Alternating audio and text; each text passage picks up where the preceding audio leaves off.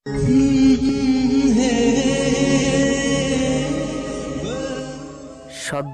30-এ পা দেওয়া মেয়েটিকে আমি রোজ একই ছাদে বসে চা খেতে দেখি।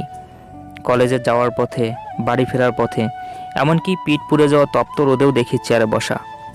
আকাশে ধূম্র কালো দেখেও খোলা বারান্দায় সে চুল এলিয়ে দেয়। মেয়েটি রোদ পুড়তে জানে, বৃষ্টিতে দুটো হাত ভিজাতে জানে, সে এও জানে চোখে জল এলে কেমন করে শুকাতে হয় রোদ্দুরে। তবে কি মেয়েটি প্রেমিকা? রোমান্টিকতার কায়দা বেশ ভালোই জানে। না, তা মনে হয় না। মেয়েটি তাহলে কবি।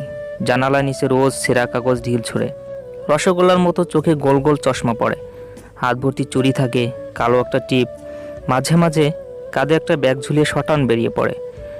আমি পিছু নিলেই সে খেয়াল করে থেমে যায়, তড়িঘড়ি করে রিকশায় উঠে রিকশালোকে তাড়া দেয়। কলেজ শেষে বাসা ফিরেই খোলা চুলে বারান্দায় হাঁটে। দরজার ওপাশ থেকে বিরিয়ানির গন্ধ নাকে আসে। মেয়েটা তাহলে বেশ রান্না জানে। একা একা ঘর গুছায়, ঘর সাজায়, রাস্তার মোড়ে কেউ শিলিয়তাহানি করলে শক্ত হাতে বখাটেগুলোকেও তাড়ায়। মেয়েটাকে বেশ শক্ত সামর্থ্য মনে হয় আমার। ইদানিং তার সাথে সংসার করতে ইচ্ছা হয়। একটা খাট, একটা আলনা, একটা আলমিরা আর একটা খোলা বারান্দা নিয়ে, অভিযোগ, অভিমান, খুনসুটি আর একগাল কবিতার সাথে এমন একজন মানুষকে নিয়ে আজন্ম একই সাথে বসে চা খাওয়ার তীব্র আকাঙ্ক্ষা আমাকে একটু একটু করে রোজ রোজ তার কাছে টানছে।